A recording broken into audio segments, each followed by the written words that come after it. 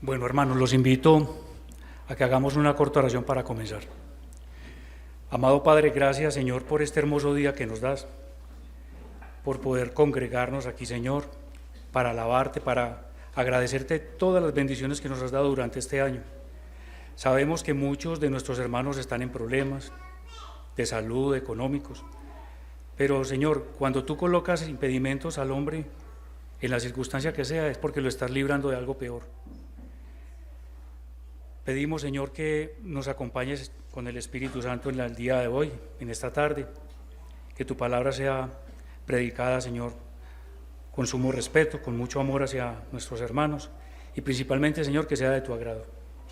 Todo esto, Padre, lo pedimos en el nombre de tu Hijo, el Señor Jesús. Amén. Bueno, hermanos, el Salmo 103 fue escrito por el rey David, posiblemente ya en sus últimos años de vida, porque la estructura que el Salmo tiene muestra a un hombre muy definido en su fe, un hombre muy sólido. Y esto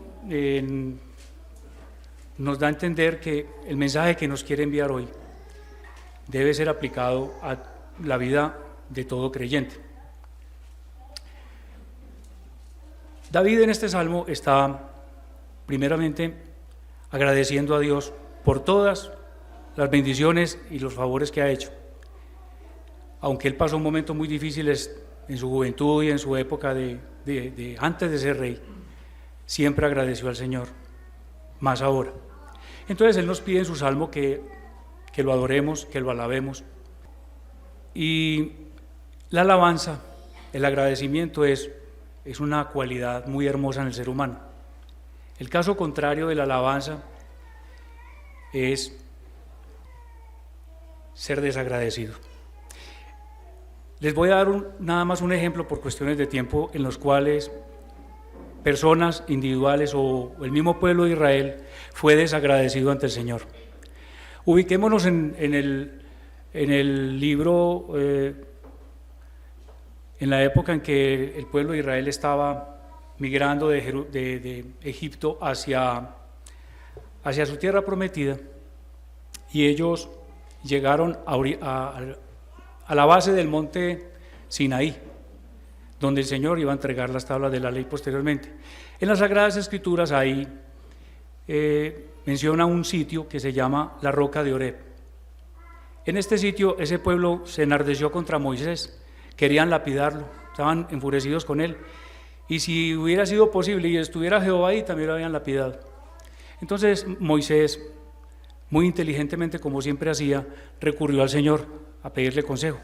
El Señor le dice: vaya ante el pueblo, lleve su báculo con el que abrió el mar, toque la roca para que fluya el agua y ese pueblo tome agua, puedan beber y no vayan a morir de sed.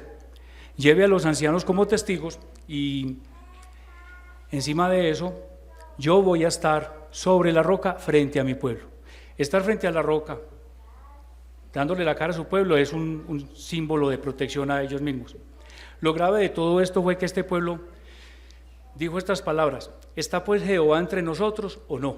Es decir, entabló un juicio muy severo y gravísimo al Señor, desconociendo todas esas maravillas que el Señor les mostró e hizo por ellos desde su salida de Egipto hasta que llegaron a la tierra prometida. Entonces David, viendo la condición humana, el modo de ser del hombre y de su pueblo, él nos lleva a que alabemos al Señor, a que lo adoremos. El título que he dado a esta predicación se llama Agradeciendo a nuestro Dios, y lo he dividido en tres sesiones para que lo entendamos.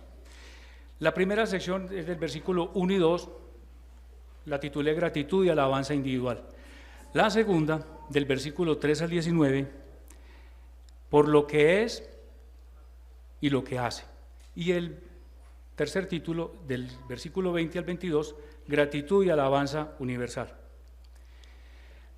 Bendecir a Jehová es hablar bien, es hablar de su grandeza, es hablar de su bondad, pero para bendecirlo debemos hacerlo desde el alma, que nazca de nosotros, que sea algo que nazca de nuestro corazón. David fue un hombre que aprendió y tomó como norma de vida alabar al Señor y bendecirlo por todas las cosas que hacía con él. Y el Padre, como gratitud, le dio varios premios. Uno de ellos fue nombrarlo, permitir que fuera rey de Israel. Otro fue que este hombre ganara innumerables batallas, obtuviera mucha tierra, fuera un hombre muy poderoso. También con él hizo un pacto en el cual el pueblo de Israel sería su pueblo y él sería el Dios de ese pueblo. Ese pacto permanece aún ahora. A pesar de sus errores, David siempre estuvo en la presencia del Señor con un corazón dispuesto para él. Adicionalmente, el Señor le dio a David hijos para prolongar su existencia y dar cumplimiento a ese hermoso plan que él tenía con su pueblo de que de la casa de David habría de nacer el Mesías. Y lo más importante que hizo él con David, lo hizo con nosotros. Le dio la salvación. Le dio ese regalo tan hermoso que es la salvación. Entonces, en el versículo 1 y 2 de este hermoso Salmo 103 nos dice: bendice alma mía a Jehová y bendiga todo mi ser su santo nombre. Bendice alma mía a Jehová y no olvides ninguno de sus beneficios. Vemos aquí cómo David se hace un automandato de bendecir al Señor de manera integral. Por la condición humana de nosotros, pues es imposible que alabemos a nuestro Dios de la manera correcta. Pero nuestro Dios también nos ha dado la herramienta para que lo hagamos de una forma apropiada. Y nos da el Espíritu Santo, el cual nos enseña a adorar a nuestro Dios en espíritu y en bondad. El Señor nos advierte en Isaías 29:13. Es una advertencia bastante fuerte que hace en el libro de Isaías. Dice así: porque este pueblo se acerca a mí con su boca y con sus labios me honra, pero su corazón está lejos de mí, y su temor no es más que un mandamiento de hombres que le ha sido enseñado. Por eso el corazón de David adoraba a Dios por lo que Dios era y lo que hacía por él. Y esto nos lleva a nuestro a nuestro segundo punto, que es por lo que es y por lo que hace. Sabemos, hermanos, que Dios es espíritu. Fue no creado, es eterno, es omnipotente y es el sustentador de todas las cosas de la tierra. Es un Dios perdonador.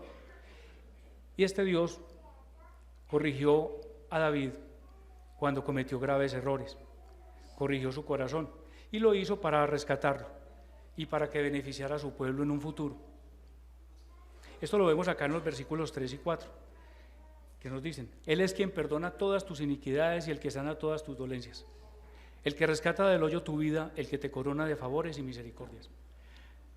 Vemos que David continúa hablándose a sí mismo, consciente de sus limitaciones como ser humano que era. Sabe que por sus propios medios no puede alcanzar el perdón de Jehová. Entonces recurre a él, tratándolo de la manera más especial. Lo trata como un Dios misericordioso, amoroso, tierno, bueno, bondadoso, y que sabe David que tanto para él como nosotros es el único que puede sanar nuestras dolencias físicas y espirituales. Físicas en el sentido, hermanos, de que cualquiera de los que hay aquí presentes puede estar enfermo, y si es la voluntad del Señor, pues Él lo sana. Y si no es así, le da los medios para que esa persona enfrente ese problema, esa enfermedad. Fuimos curados, hermanos, de nuestras miserias y liberados de una muerte eterna. Este Dios te ha hecho rey, te ha dado una corona, la de ser su hijo eternamente. Es una corona placentera de llevar porque nos la da un Dios que es abrigador, que es bondadoso, tiene una tierna misericordia con los que lo honran. En el versículo 5 encontramos que nos dice el salmista: el que sacia de bien tu boca, de modo que te rejuvenezcas como el águila. El resultado de la obra de Dios en el hombre es traer una verdadera satisfacción a este hombre. Pero no es la satisfacción que el mundo da una satisfacción sutil, mentirosa, engañosa, es simplemente placer y es entretenimiento. No, lo que Dios da llena el corazón, el alma se rejuvenece. Y en Filipenses 4:19 nos dice: mi Dios pues suplirá todo lo que os falta conforme a sus riquezas en gloria en Cristo Jesús. Solo un creyente verdadero se encuentra satisfecho con lo que el Señor le ofrece.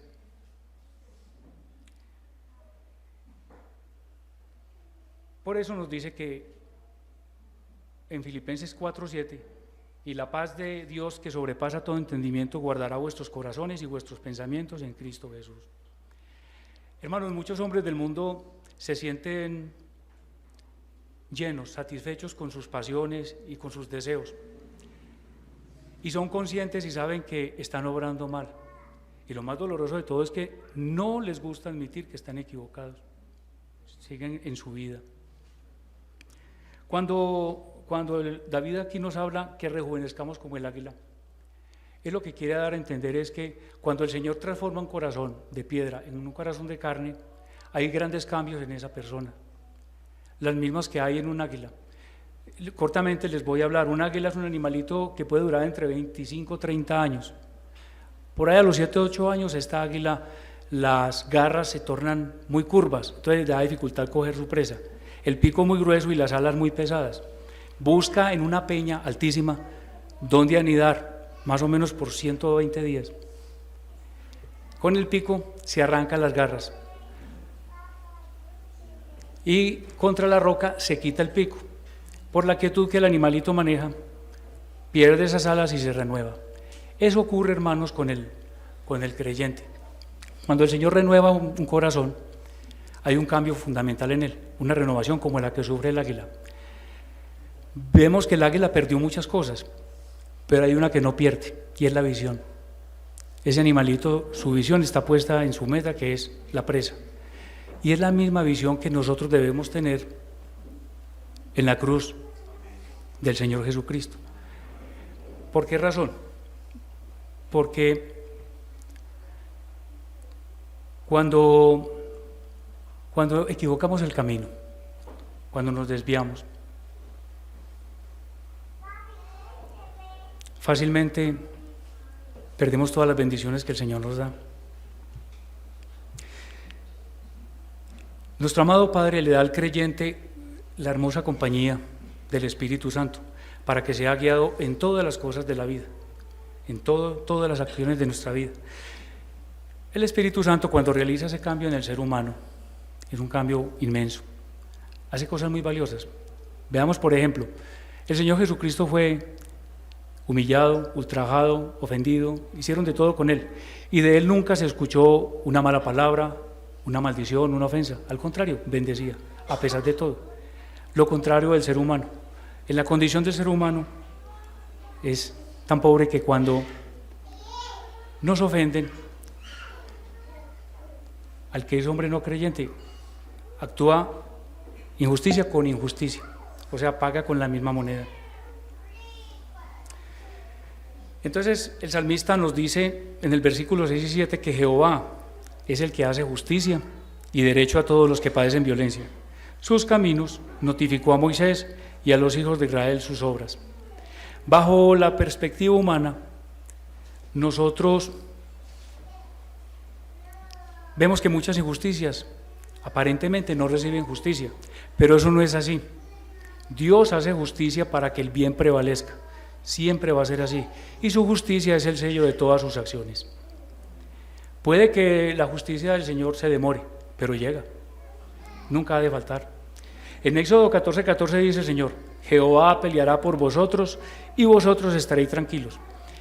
Este momento es un momento muy crítico con el pueblo de Israel, que estaba a orillas del Mar Rojo, y el ejército egipcio venía a atacarlos. El Señor le dice a Moisés: tranquilo, confíe que yo peleo por ustedes. Y es el ejemplo y el consejo que todos nosotros diariamente debemos tomar.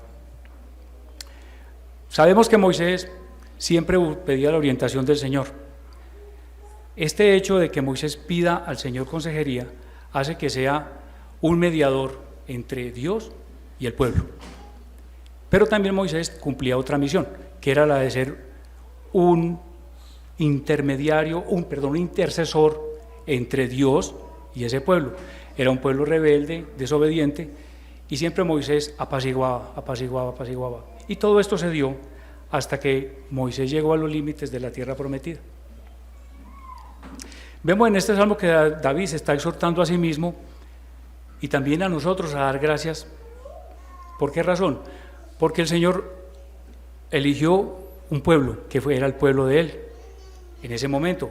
Hoy es nuestro pueblo, que es el pueblo santo de Dios, la Jerusalén eterna. Y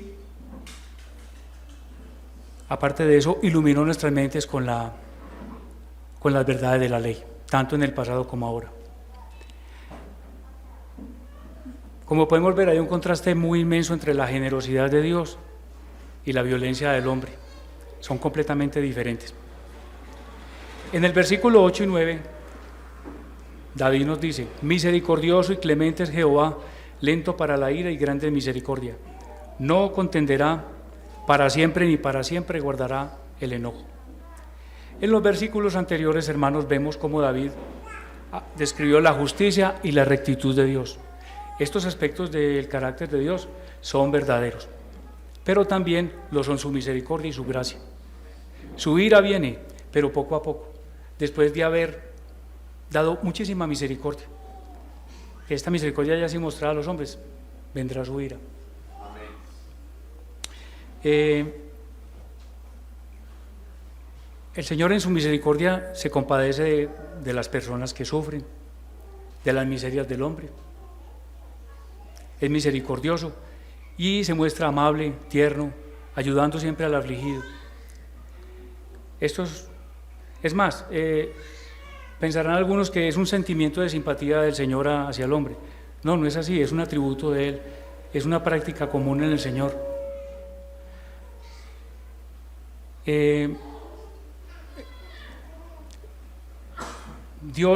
Nuestro Dios es un Dios perfectamente bueno en su carácter e impecablemente bueno en sus acciones.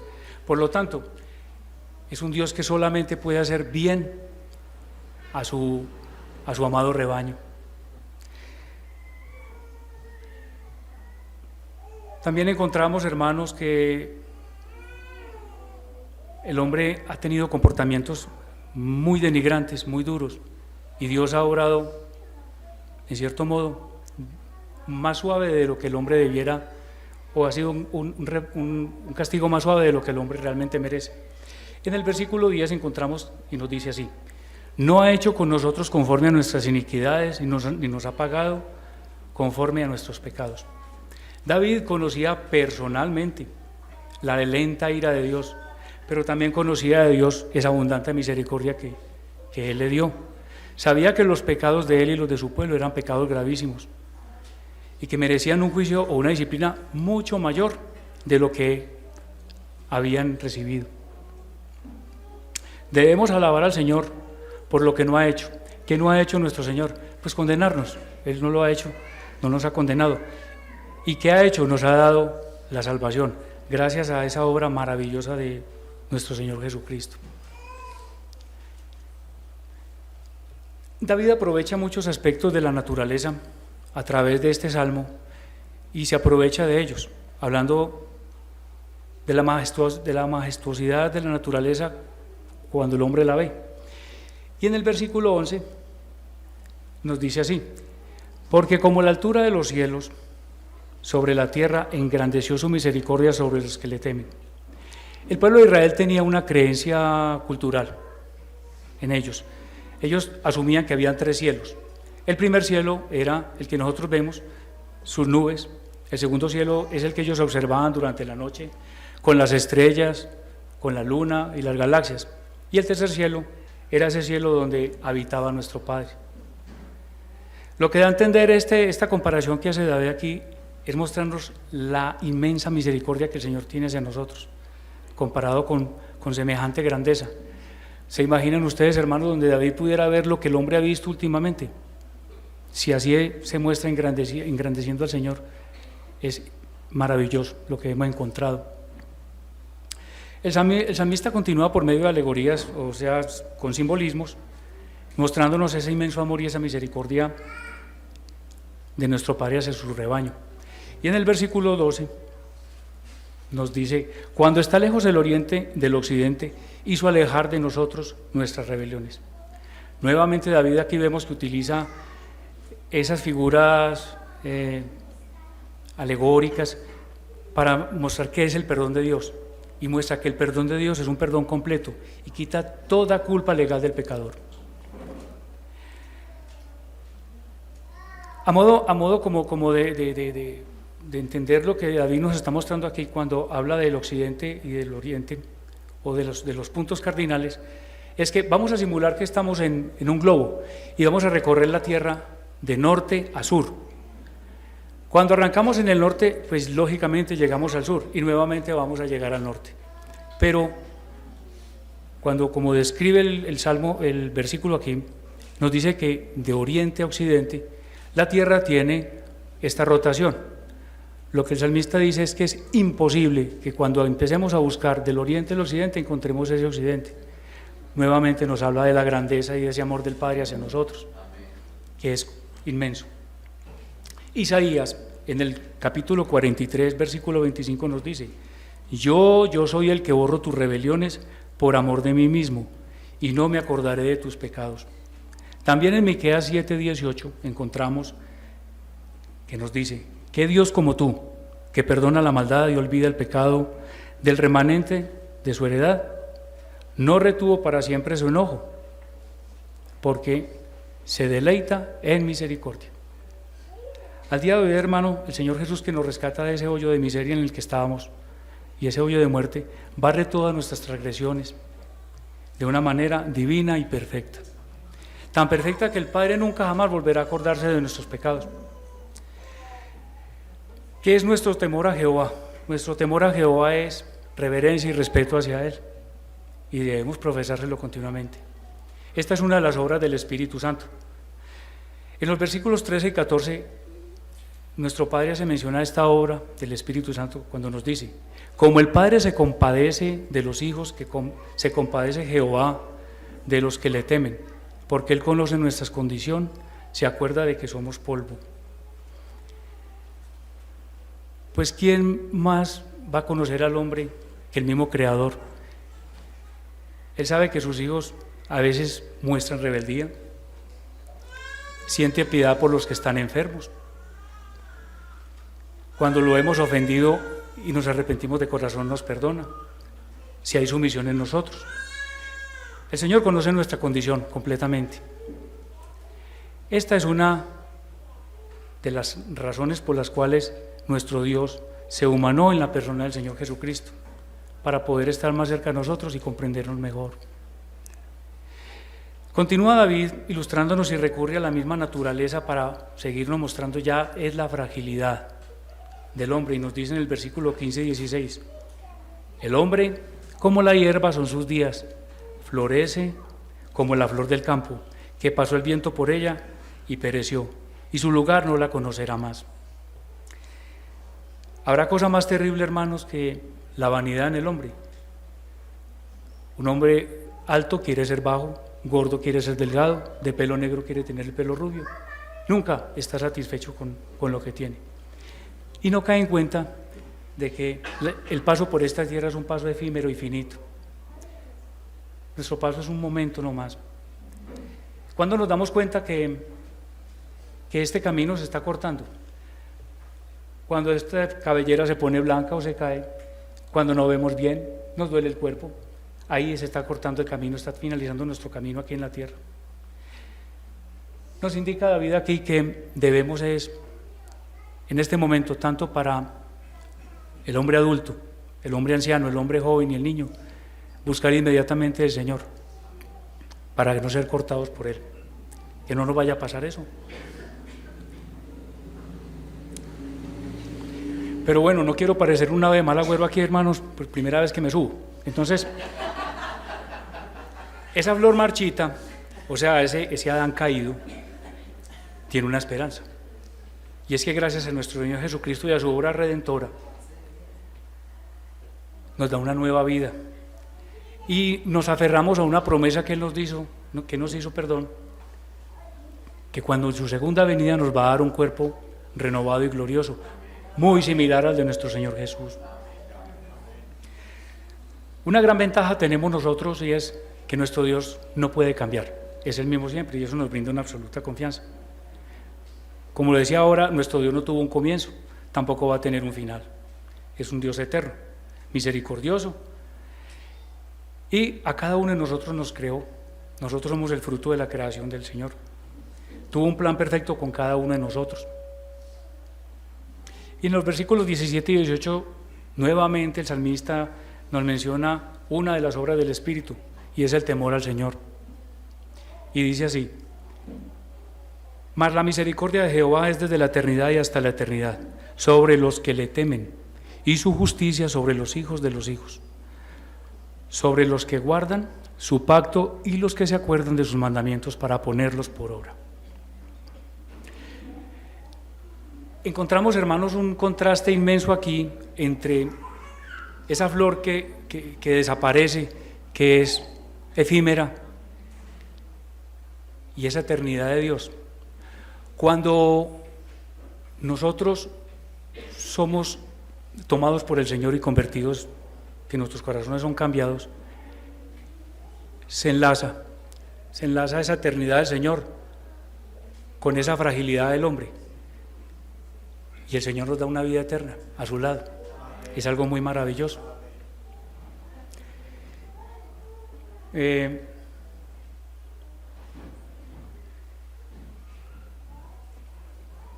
Desde la eternidad pasada, nuestro Señor miró a su pueblo como objeto de misericordia y lo escogió para ser partícipe de su gracia.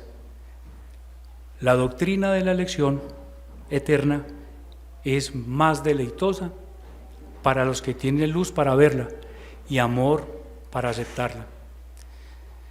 Desde la eternidad, por predestinación, y hasta la eternidad por glorificación. Lo uno sin principio y lo otro sin final. Decía Dios, nuestro Dios es un Dios que respeta sus pactos. Y cuando el pueblo muestra fidelidad hacia ese Dios, hay bendiciones implicadas en ese respeto hacia ese pacto. Y esas bendiciones también son conferidas a nuestros hijos. En los 10 mandamientos encontramos que el Señor hace promesas a nuestros hijos. O sea, también son conferidas para Él. Sabemos que nuestro Dios es un espíritu, no fue creado, es omnisciente, es omnipotente, es eterno, es el creador y sustentador de todas las cosas del mundo. Sabemos que su reino es un reino celestial y su trono es el centro de todo en los cielos. En el versículo 19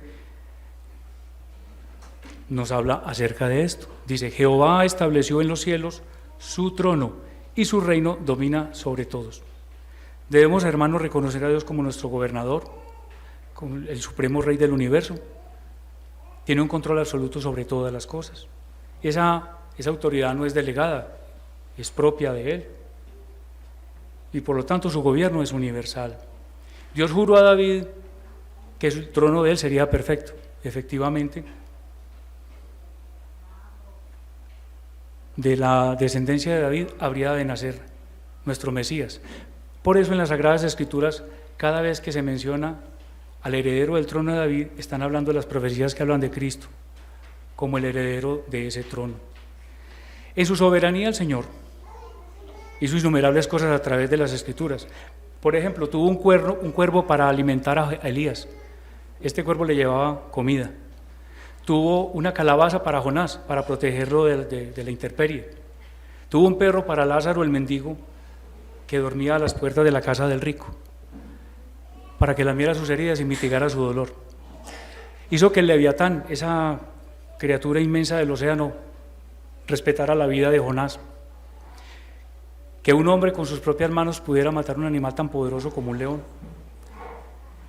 Es decir, hermanos, nos muestra el Señor que Él tiene control sobre todo el mundo material y el mundo espiritual. Y David es un hombre consciente de sus limitaciones en su adoración al Padre. Y esto nos lleva al tercer punto, que es gratitud y alabanza universal. La adoración al Señor no la podemos limitar ni en el tiempo ni en el espacio. Siempre ha habido adoración universal hacia el Señor y participan en ellas todas las criaturas de Dios. Toda la creación sabe perfectamente quién fue su creador. Y la invitación es a los cielos, a los ángeles, al sol, la luna, las estrellas, a todo lo que es la creación del Señor, para que adoren a su creador. David hace un llamado a los ángeles, tiene ese atrevimiento sabiendo de sus limitaciones y hace un llamado a los ángeles. Y en el versículo 20, 21 y 22 encontramos que dice: bendecid a Jehová vosotros sus ángeles, poderosos en fortaleza, que ejecutáis su palabra, obedeciendo a la voz de su precepto. Bendecid a Jehová vosotros todos sus ejércitos, ministros suyos, que hacéis su voluntad. Bendecid a Jehová vosotras todas sus obras, en todos los lugares de su señorío. Bendice, alma mía, a Jehová. David comenzó este salmo diciéndonos exactamente las mismas palabras, que su propia alma bendijera a Jehová, pero él sabía que esa alabanza que él brindaba al Señor era muy limitada. Entonces trató de ir mucho más allá de lo que él podía dar, y esa alabanza debía de extenderse a toda la naturaleza, a los ángeles. Entonces con valentía David le dice a los ángeles: ustedes que son las criaturas más poderosas que Dios ha creado, que habitan al lado del Señor, bendigan ustedes también a Jehová. Aquí David actúa como un tipo del Señor Jesucristo, cuando ordena a las demás criaturas a adorar al Creador. Los ángeles, como les decía, son criaturas supremamente poderosas y obedientes al Padre. Están al servicio de nuestro Creador, y aún ellos, como parte de la creación, deben adorar a nuestro Señor. En el Salmo 104, 24, encontramos unas hermosas palabras que dicen: cuán innumerables son tus obras, oh Jehová, hiciste todas ellas con sabiduría, la tierra está llena de tu bendición. Todas las obras de la creación alaban al Señor. Nosotros, hermanos, somos obra de la creación. Estamos en la obligación de alabar también a nuestro Señor y hablar de su perfección. Bendigamos con todo nuestro corazón a Jehová. Aunque este salmo es muy aplicativo, tengo unas pocas aplicaciones que darles. Hermanos, cuando asistamos al culto, va a sonar un poco extraño lo que voy a decir. Cuando asistamos al culto, debemos traer nuestro cuerpo, pero también nuestro corazón. Muchos de nosotros venimos aquí y estamos en un ritual, y el cuerpo se levanta, recibe cena, saluda y se va. Eso no es del agrado de Dios, eso no es correcto, no es digno con el Señor. Debemos estar aquí de todo corazón, en cuerpo, alma y espíritu, alabando al Señor.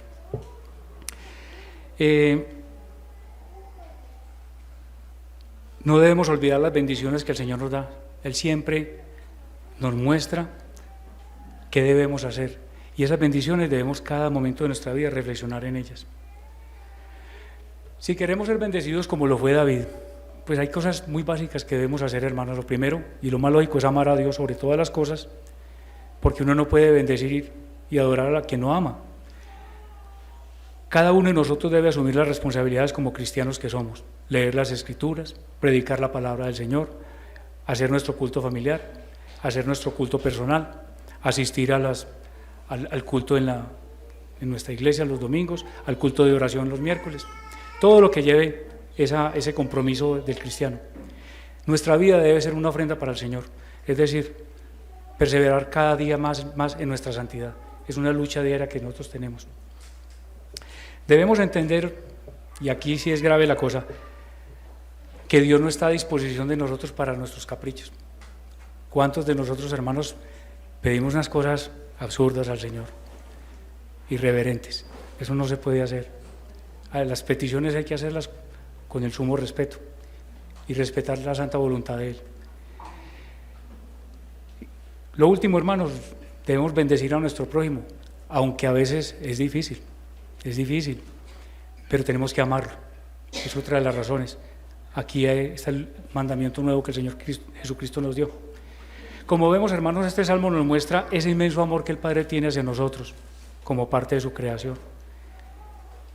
Y lo más importante, nuestro Padre cogió los pecados de cada uno de nosotros y los depositó, los puso en lo que Él más amaba en su Hijo, y castigó a ese Hijo por nuestras rebeliones, nuestras miserias. Esto es una garantía, hermanos, de que nuestra salvación es eterna.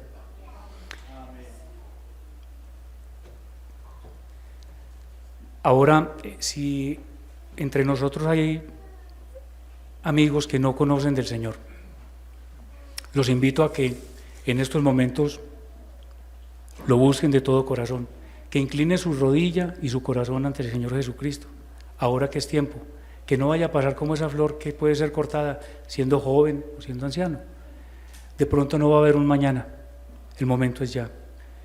Y el Señor dice que el que lo busca de corazón y con amor, Él no lo va a rechazar.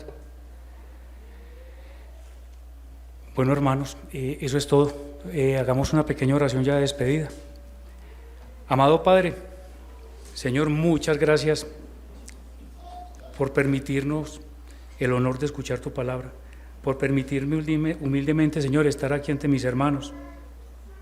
Qué bendición. Muchas gracias, Señor, muchas gracias. Hoy puedo dormir. Amado Padre, qué bendición tan linda. Cuida de nuestra iglesia, Señor, cuida de nuestra familia, de nuestros hermanos. Ayuda a estas personas que están pasando necesidades y problemas en estos momentos. Hoy es un día de bendecirte, de agradecerte, Señor, por todo lo que nos das. Es más de lo que merecemos.